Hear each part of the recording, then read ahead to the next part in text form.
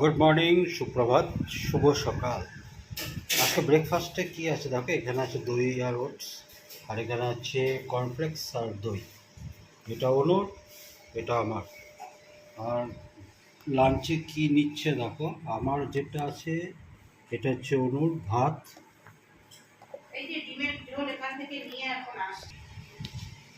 আর আছে ডিমের ঝোল। এটা হচ্ছে অনুর। অনুর ব্রেকফাস্টে ডিমের ঝোল আর ভাত। আমার আছে ডিমের ঝোল, ভাত তো আছেই, আর ডাল আছে। এই দিয়েই আজকের লাঞ্চ। চলো, যতটুকুই পারি তোমাদের সঙ্গে শেয়ার করতে অবশ্যই ভালো লাগে।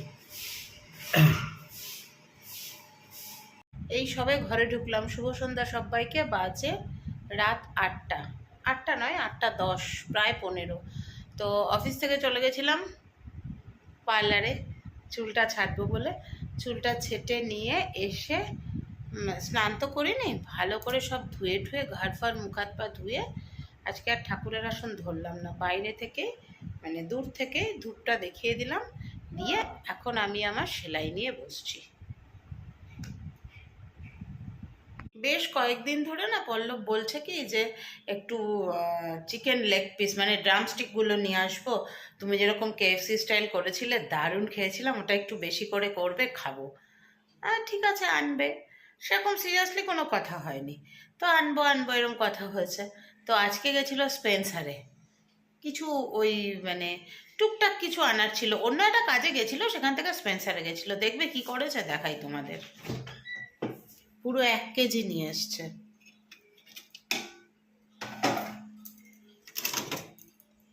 এই দেখো, পুরো 1 কেজি নিয়ে এসছে।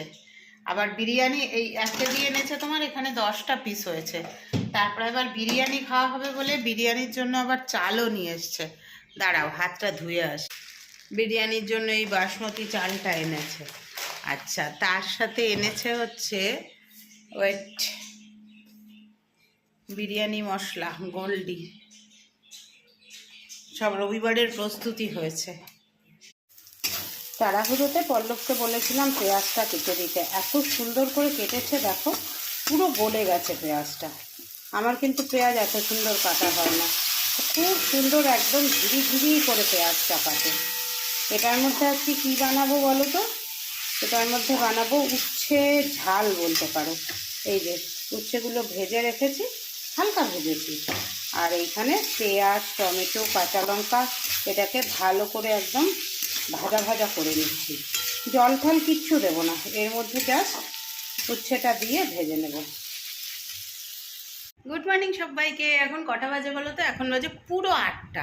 আমার মোটামুটি কাজ সব শেষ, খালি দুধটা জাল দিতে বসিয়েছে।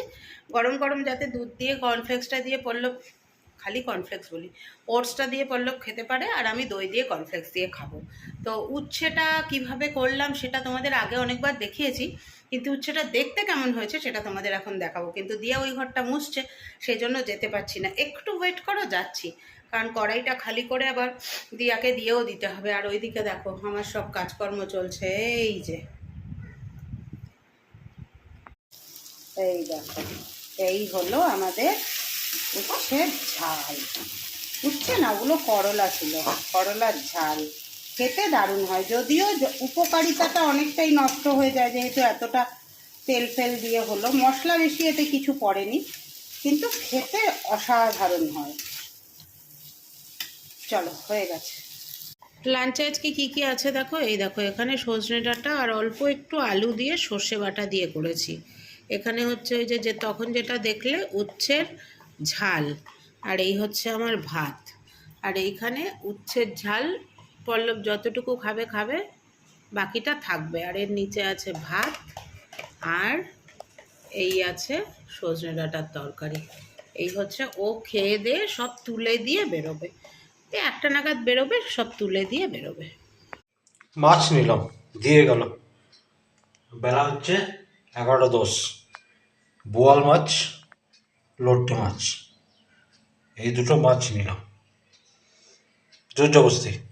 নাও নাও, এই এখন তোমাকে দিয়ে বাড়ি চলে যাবো, আর ভালো লাগছে না গরমে। স্বাভাবিক, এত রোদে রোদে ঘুরে মাছ বিক্রি করাটাও পসিবল নয়, তাই নিয়েই নিলাম। ঠিক আছে, দিয়ে দাও। চলো। শুভ সন্ধ্যা সবাইকে। এখন ঘড়িতে সময় হয়েছে 6টা 40, না 45, 46 হয়েছে। আজকের একটা কাহিনী শোনো, কি হয়েছে বলো তো। অফিসে কাজ করতে করতে, এমনি তো মার্চ মাস এখন চাপ বেশি, তো অফিসে কাজ করতে করতে হঠাৎ আমাদের মনে হচ্ছে কিছু একটু খেতে হবে। তো কি খাবো কি খাবো করতে করতে ভাবলাম চলো আইসক্রিম অর্ডার দিই। আজকে আমরা দুজনই ছিলাম, মানে ভেতরে ইনহাউসে আমরা দুজনই ছিলাম। আর একজন, মানে থাকি আমরা ইনহাউস 3 জন। বাইরে যারা ফিল্ডে কাজ করে তারা মিটিংয়ের সময় আসে। তো কি হয়েছে, আইসক্রিম খাবো ভেবে ব্লিঙ্কিটে প্রথমে অর্ডার করতে গেলাম। তো ব্লিঙ্কিটের আবার 199 টাকার জিনিস না নিলে ব্লিঙ্কিটে মানে চার্জ লাগে আর কি, ডেলিভারি চার্জ লাগে। তো প্রথমে ভাবলাম যে ঠিক আছে, দুটো আইসক্রিম অর্ডার করি, ওই কোনটা, ওই বাটারস্কচের কোনটা আমুলের, দুটো আইসক্রিম অর্ডার করি, তার সাথে আমার কর্নফ্লেক্সটা আরেকটা নিয়ে নিলে ভালো হয়, আর টুকটাক জিনিস আছে করে নেবো। তাতেও দেখছি ওদের কিন্তু সেই ডেলিভারি চার্জ লাগছে। তবে ভাবলাম খেতে ইচ্ছা হয়েছে, খাবো না। আমার যে আরেকজন কলিগ আছে, ও বললো কি গো দেখো না অন্য কোথাও পাওয়া যায় কিনা। তখন ঝাট করে আমার মাথায় এলো আপনা মার্ট। আপনা মার্টটা ডাউনলোড করলাম, ডাউনলোড করে দেখলাম ওদের থার্সডেতে অফার চলে। দেখলাম যে ওদের হচ্ছে মানে ডেলিভারি চার্জ 99 টাকার বেশি হলেই আর ডেলিভারি চার্জ লাগে না। এবার দুটো আইসক্রিমে তো 70 টাকা হয়েছে, 35, 70 টাকা। তখন দেখি 16 টাকা করে পেঁয়াজ, জানো তো, 16 টাকা করে পেঁয়াজ। পেঁয়াজ নিলাম 1 কেজি, আমার এমনিও পেঁয়াজ আনতে হতো। আলু নিলাম 2 কেজি, এই যে 2 কেজি আলু আর 1 কেজি পেঁয়াজ নিয়ে নিলাম। আমার ঘরের জিনিসও হয়ে গেল, আমাদের আইসক্রিম খাওয়াও হয়ে গেল। তারপরে ওই বাটারস্কচটা আনলাম, ওটা খেলাম।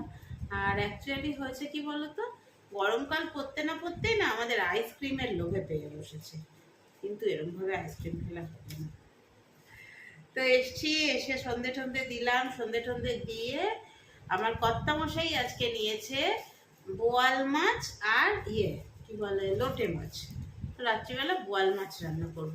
মাছটা ফ্রিজে রাখা আছে, যাই এখন ধুয়ে ওটাকে নুন হলুদ মাখিয়ে রাখি। এমন করব যাতে আজকে রাত্রে আর কালকে সকালে দুটোই হয়ে যায়, মানে কালকে দুপুরে আর কি দুটোই হয়ে যায়। আর আজকে উচ্ছেটা এত ভালো খেয়েছি, মানে কি বলবো, সত্যি অনেকদিন পরে খেলাম, অনেকদিন পরে রান্না করলাম। উচ্ছেটা খুব ভালো খেয়েছি। উচ্ছে বলছি বারবার, ওটা করলা আর ডাটা সর্ষে দিয়ে, তো ওটা তো ভালোভাবেই, ওটা তো আর বলার অপেক্ষাই রাখে না। চলো এখন মাছগুলো ধুয়ে যতটুকু মাছ লাগবে সেইটুকু আমি আলাদা করে নুন হলুদ মাখিয়ে রাখি। এই দেখো মাছটা ভিজিয়ে দিলাম, একটু তো বরফ জমেছে, বরফটা ছাড়াই তারপরে এখান থেকে 6 পিস বার করে নেব। এখানে 6 পিস তুলে নিয়েছি, আর এই যে বাকিটা রেখে দিচ্ছি। 6 পিস কেন নিলাম, ওই পাতলা পাতলা দুটো পিস আছে, তার সাথে এই বড় পিস দুটো দিয়ে রাতে খাবো, আর দুটো পিস থাকবে কালকের জন্য। কালকে বলেছিলাম না স্পেন্সার থেকে চিকেন ড্রামস্টিক এনেছে 10 পিস, ভালো করে কালকে তোমাদের দেখানো হয়নি। এই যে এখন বার করে ভিজিয়ে দিলাম, ধুয়ে পরিষ্কার করে রাখি, তারপরে চিন্তা করব কি কি করব এগুলো দিয়ে। এখন বরফটা আগে ছাড়ুক। দেখো ঢাল তরোয়াল হাতে নিয়ে বোয়াল মাছ ভাজতে নেমে পড়েছি।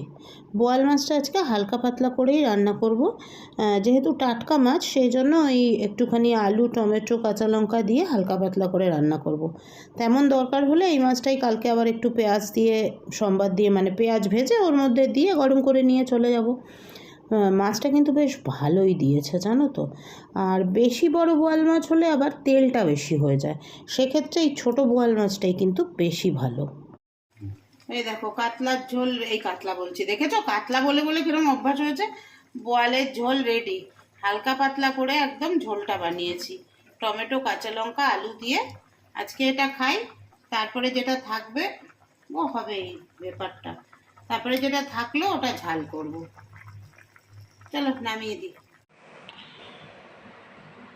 বৃহস্পতিবারের ডিনার, সাদা ভাত আর আছে বোয়াল মাছের পাতলা ঝোল।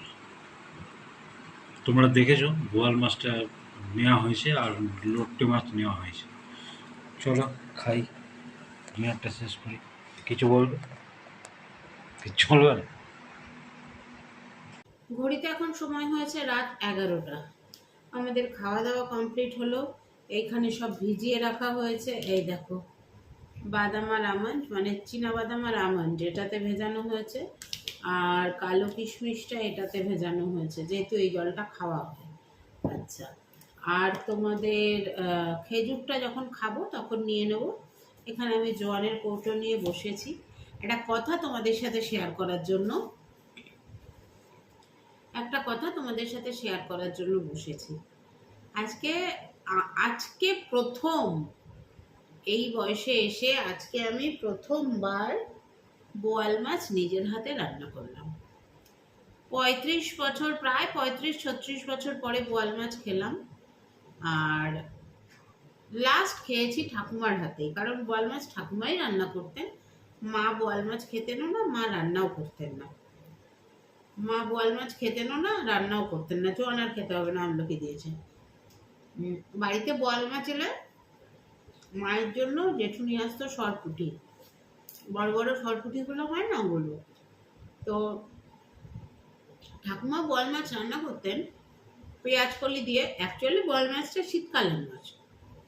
ঠাকুমা বোয়াল মাছ রান্না করতেন পেঁয়াজ কলি দিয়ে সুন্দর করে বেশ গামাখা গামাখা করে রান্না করতেন। আর ওটা বাসি খেতে বেশি ভালো লাগতো, বাসি খেতাম জানো তো। সেইগুলোই মনে পড়ছিল, যখন রান্না করছিলাম তখনও মনে পড়ছিল। খেতে খেতেও পল্লবকে গল্প করছিলাম জানো তো আমাদের বোয়াল মাছ। তো আমি আসার পরে তুমিও এই বাড়িতে তো বোয়াল মাছ খাওনি,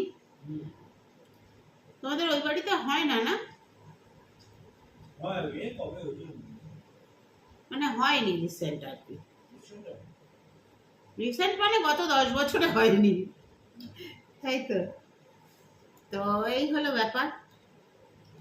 আমি যদি মুখ ফুটে বলি আর ওর যদি সেটা সাধ্যের মধ্যে হয়, ও ঠিক সেটা আমার জন্য করবেই।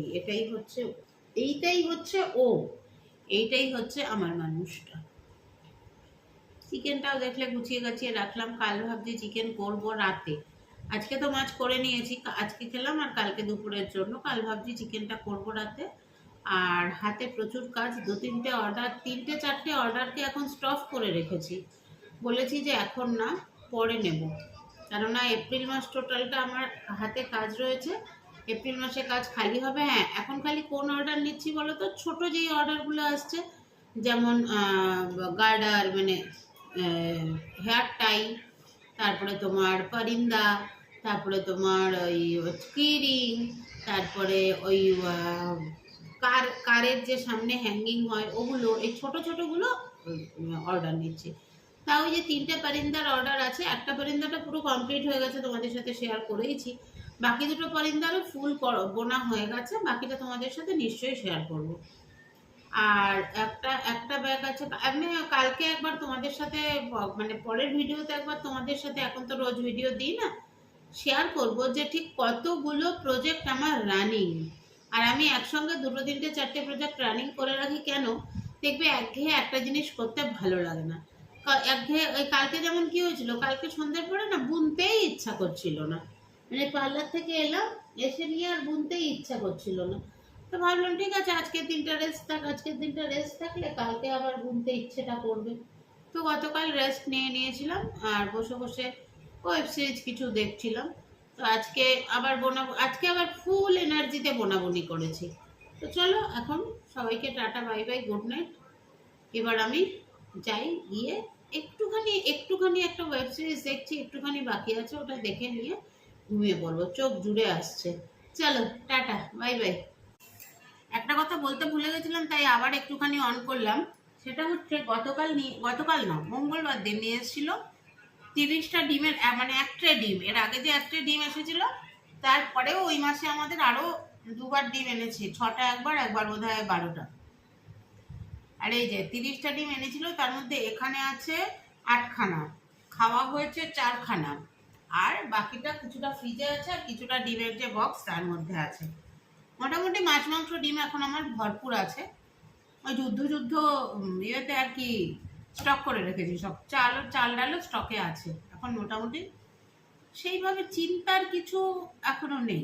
দেখো, একটা পরিস্থিতি যেমন হবে চিন্তা তো থাকবেই, কিন্তু নিজেদের খাবারটুকু ঘরে থাকলে অতটাও চিন্তা থাকে না, সেটাই আর কি বললাম। সেইটা অতটা চিন্তাও নেই। চলো বাই।